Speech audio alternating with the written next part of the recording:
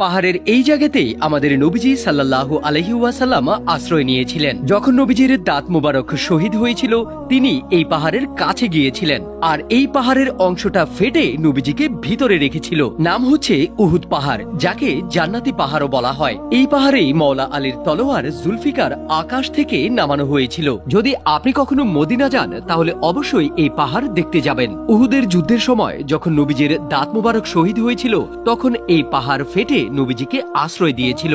আপনি দেখতে পাচ্ছেন এই জায়গাটি আগে খোলা ছিল, কিন্তু এখন বন্ধ করে দেওয়া হয়েছে। উহুদ পাহাড়কে উদ্দেশ্য করেই নবীজি বলেছিলেন, উহুদ পাহাড় আমাকে ভালোবাসে, তাই সে জান্নাতে আমার সাথে থাকবে। সুবহানাল্লাহ। আর এই পাহাড়েই হযরত জিবরাইল আলাইহিস সালাম জুলফিকার তলোয়ার উহুদ যুদ্ধের সময় নিয়ে এসেছিলেন, যাকে মওলা আলী শেরে খোদার তলোয়ার বলে আমরা চিনি। সুবহানাল্লাহ, আল্লাহু আকবার।